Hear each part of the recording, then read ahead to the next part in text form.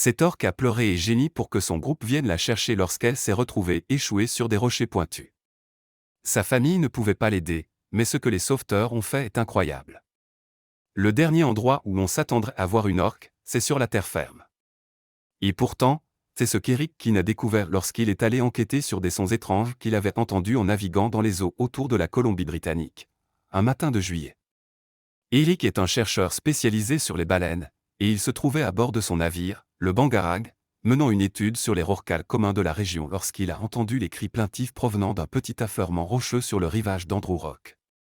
Une jeune orque était visiblement en détresse, coincée entre des rochers tranchants, de plus en plus hors de l'eau. Selon Savor Seas, Janiret et Herman Muté, Eric a appelé le groupe environnemental local Wallpoint pour leur signaler ce qu'il avait découvert. D'après la description d'Eric, les experts ont compris ce qui avait dû se passer. Les groupes d'orques dans cette région coopèrent souvent pour chasser les phoques, certaines les poursuivent vers le rivage pendant que d'autres attendent patiemment pour leur tendre une embuscade. Cette jeune femelle orque avait du mal calculer sa position et, à mesure que la marée baissait, elle s'était retrouvée dans des eaux de plus en plus peu profondes, jusqu'à ce qu'il soit impossible de se dégager de l'endroit où elle était coincée. Elle appelait à l'aide, visiblement effrayée et probablement blessée, quand Eric est heureusement passé à proximité. Eric était bien connu de Janie et Herman, avec qui il collaborait souvent sur leurs recherches. Ces derniers revenaient de Hartley Bay vers leur base lorsqu'il les a informés de la situation de la jeune orque. Janie et Herman savaient que chaque minute comptait et qu'ils auraient besoin de toute l'aide possible.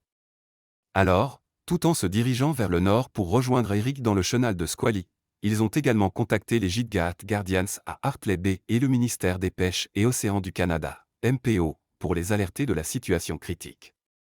Pendant ce temps, Eric et son équipage se sont approchés de l'orque pour voir s'ils pouvaient l'aider à se dégager. Ils ne se sont pas rapprochés trop près au début, afin d'éviter de l'effrayer et qu'elle ne se blesse en tentant de fuir. En réalité, s'ils avaient essayé de la soulever ou de la tirer, ils l'auraient gravement blessée, car les rochers étaient couverts de bernacles, qui auraient pu lacérer sa peau. Elle saignait déjà légèrement au niveau de la nageoire pectorale et de la queue. Lorsque Janie et Herman sont arrivés, Eric a appris que John Ford et Paul Cottrell du MPO avaient donné des instructions par téléphone satellite pour garder leur coffre et humide jusqu'à ce que la marée remonte, moment où elle pourrait se libérer d'elle-même. Mais la marée ne devait pas remonter avant 8 heures, et ainsi commença un véritable marathon de sauvetage. Quand ils se sont approchés d'elle, l'orque semblait très anxieuse quant à leur intention. Être piégé, dans l'inconfort, entouré d'humains devait être particulièrement effrayant pour une jeune orque. Sa respiration était rapide et superficielle, et la gravité rendait clairement la situation plus difficile pour elle. Eric a ingénieusement fabriqué une pompe à eau de fortune avec un tuyau et du ruban adhésif, et s'est rendu à l'arrière de l'île pour actionner la pompe pendant qu'Herman utilisait le tuyau pour arroser l'orque avec de l'eau de mer fraîche. Tous les sauveteurs ont trempé des draps dans l'eau de mer et les ont doucement déposés le long du corps de l'orque. En travaillant, ils ont remarqué que ses cris se calmaient et que sa respiration devenait plus stable. Il semblait que l'orque avait accordé sa confiance aux humains, qui la réconfortaient alors que sa propre famille ne pouvait que rester dans les eaux proches et l'appeler. Les sauveteurs se relayaient pour pomper l'eau de mer sur la jeune orque et pour remplacer les draps par de nouveaux, plus frais et plus mouillés. Ils ont vu que la nageoire dorsale de l'orque commençait à sécher, alors ils ont utilisé une tête d'oreiller du bateau d'Eric, trempée dans l'eau de mer, pour la couvrir. Toute la matinée, le temps était heureusement resté gris et couvert. Mais à midi, lorsque le soleil a atteint son zénith, les nuages se sont dissipés et la chaleur a commencé à se faire ressentir.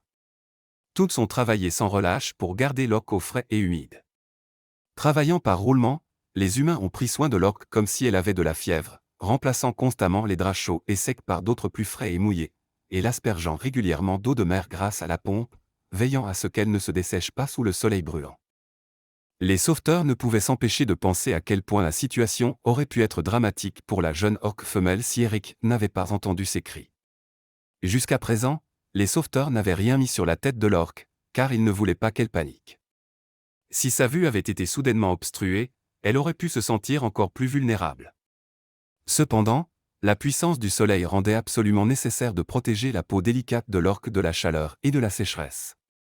Janie raconte comment elle a observé un membre de l'équipe s'approcher de l'orque, avançant lentement dans l'eau devant sa tête, et plaçant délicatement un drap humide et frais sur sa tête, prenant soin de ne pas couvrir son évent. La jeunesse et la taille relativement petite de cet orque jouaient en sa faveur. Elle n'avait que 9 ans. L'espérance de vie moyenne dans la nature se situe entre 30 et 50 ans, et elle pesait environ 3175 kg, soit le poids moyen d'un hippopotame ou d'un rhinocéros, ou encore de cette vache, si cela vous aide à mieux visualiser. Mais un mâle adulte peut peser jusqu'à 7257 kg. Si cet orque échoué avait été plus âgé et plus grand, la pression sur ses poumons aurait été plus importante, et elle n'aurait peut-être pas survécu jusqu'à la prochaine marée. La pompe à eau a fini par tomber en panne. Il n'y avait aucun moyen de la réparer, peu importe la quantité de ruban adhésif qu'Eric utilisait. Cela aurait pu être un coup dur. Mais à ce moment-là, la mer a recommencé à monter. Après 9 heures d'efforts épuisants, la marée était suffisamment haute pour que les sauveteurs puissent commencer à libérer la jeune orque. Ils ont retiré les draps de son corps et de sa tête, ainsi que la tête d'oreiller de sa nageoire dorsale.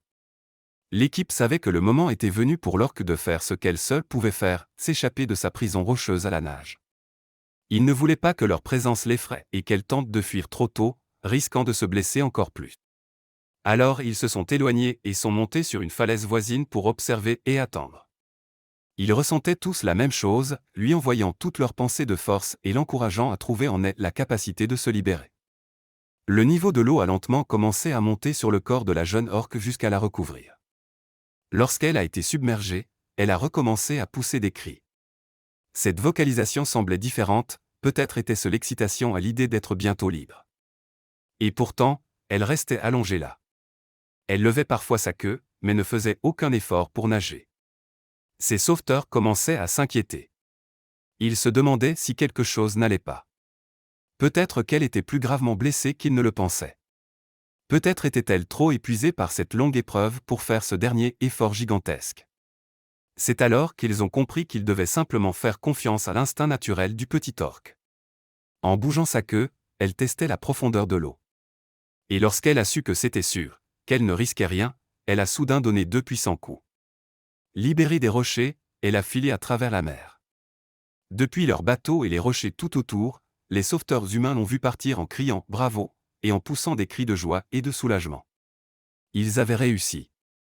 Il avait fallu plus de 9 heures de travail acharné et de soins attentifs, mais ils avaient réussi à garder la jeune orque en vie et en bonne santé jusqu'à ce qu'elle puisse retourner auprès de son groupe.